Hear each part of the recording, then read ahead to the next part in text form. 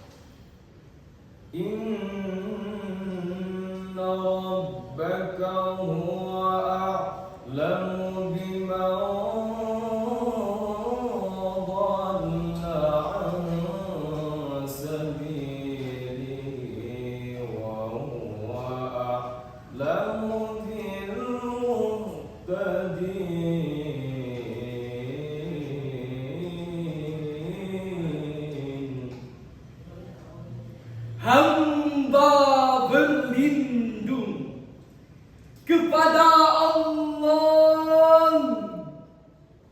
dari godaan syaitan yang terkutuk dengan menyebut asma mulia Allah yang Maha Pengasih, Pelimpah Kasih.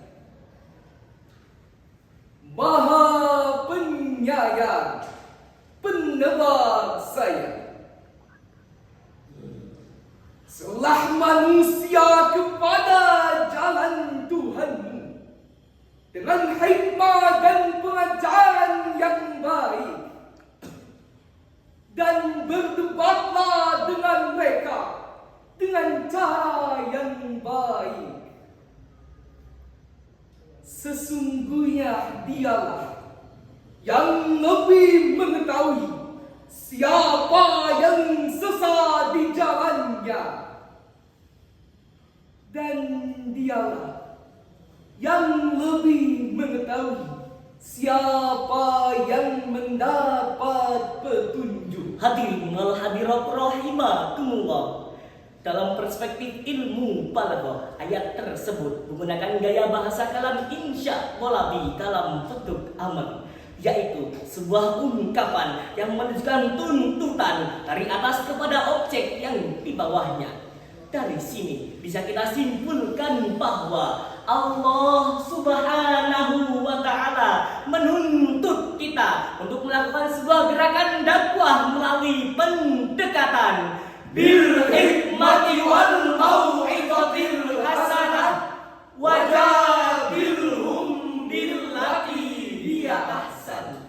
Imam As-Sa'di dalam kitabnya Taisirul Karimir Rahman fi tafsiri kalamil mannan juz 15 halaman 252 menjelaskan bahwa yang dimaksud dengan al-hikmah adalah kullu ahadin ala hasbi halih wa fahmihi wa qawlihi wa inqiyad. Setiap orang harus ditakwai dengan pemahaman, sambutan, serta ketaatannya. Dengan demikian, dakwahun bil hikmah mendorong adanya transformasi dakwah Al-Quran di era digital dengan menghadirkan konten-konten dakwah yang indah, ramah, menggugah, namun tetap berfaedah.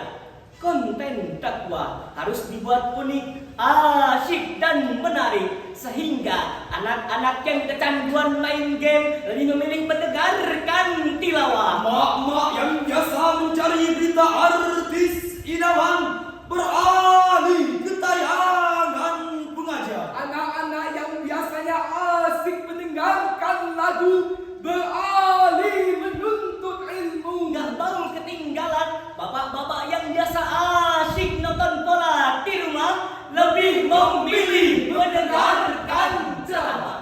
Oleh karena itu, di era digital ini seorang dai tidak hanya dituntut untuk menguasai ilmu syar'i, namun ia juga harus melek teknologi. Paham? Dakwah di era digital adalah dakwah yang menginspirasi, Bukan memprovokasi, apalagi memancing emosi, yang mengajak, bukan mengejek, yang menyebarkan kebaikan, bukan kebencian, yang merangkul, bukan memukul, yang menghadirkan rahmat, bukan laknat. Inilah mengapa ayat ini sangat tepat untuk dijadikan landasan etis metodis dalam melakukan transformasi dakwah di era digital. Oleh karena itu, semangat dalam mengajak kebaikan dan mencegah dari kemungkaran, baik di dunia nyata atau di dunia maya, harus tertanam dalam diri kita semua. Allah Subhanahu wa Ta'ala memberikan kita gelar khair ummah sebagai umat terbaik, sebagaimana dalam firman Allah Al-Quran surah Ali Imran ayat 110. كنتم خير أمة أخرجت للناس تأمرون بالمعروف وتنهون عن المنكر وتنهون عن المنكر وتؤمنون بالله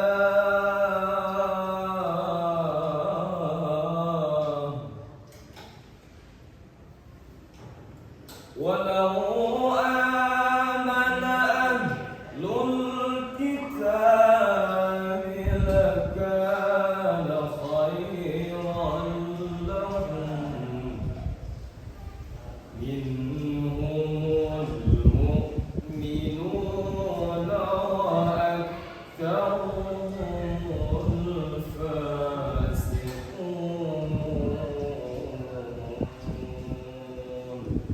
Sadaqallahul azim.